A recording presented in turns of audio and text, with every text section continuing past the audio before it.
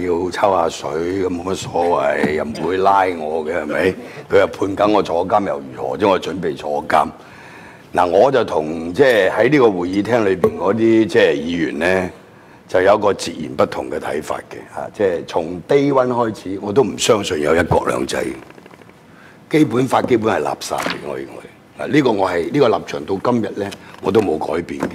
不過有啲人咧，即係sometimes 即係 naive 啊 ，too simple， 包括我哋啲大眾，以為真係哇，我捍衞一國兩制就捍衞得到啦。包括你兩個律師公會都係㗎，係咪？有共產黨統治底下嘅香港特別行政區，呢本基本法就一定係廢物嚟㗎嘛？係咪？你哋真係讀得共產黨嘅書少，共產黨嘅憲法不斷改。因人而制宜，因時而制宜，因事而制宜，係嘛？讀下歷史啦！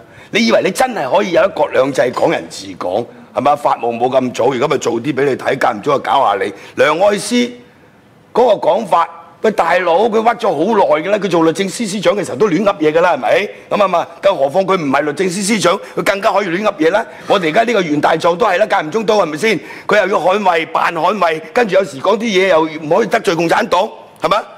呢個係香港一個政治現實嚟嘅咧。基本法158條講得好清楚，呢個法律嘅解釋權係屬於人大常委會，但係第2條亦都講得好清楚嘛，係咪？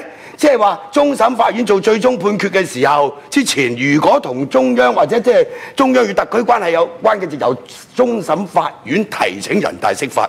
但係釋法4次只有1次，係嘛？其他全部都係國務院啊，一係就董建華即係下一次即係終審法院嘅判決唔遵守，1999年跟住就叫阿爺幫拖，係嘛？全部都係政治干預啦，大佬！點解你要咁天真啫？攞嚟做一個議程講，大家吹下水，會表示下立場。喂，民建聯係梗㗎啦！喂，中國港澳工委卵翼嘅外圍組織係嘛？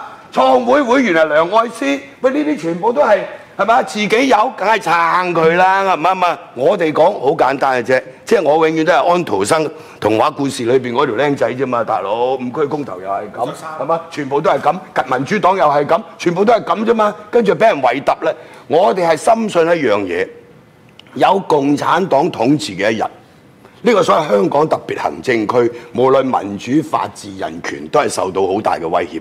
我哋撐得幾多就撐幾多，就係咁樣，係咪？我哋就要抗爭，就係咁解啫嘛，冇第二條路揀。你要揀一條同佢傾啊，相信佢都會與人為善啊。大陸喺度改變咁啊，咁冇得講啦。你相信就咁，由於你喺呢個基礎相信，於是你咪會喂大佬，你唔可以咁喎，梁愛詩唔可以咁講嘢喎，係咪？但我認為一國兩制即係必然喺香港係破產，基本法係垃圾，咁咪冇嘢咯。所以我覺得呢啲係正常。好，跟住。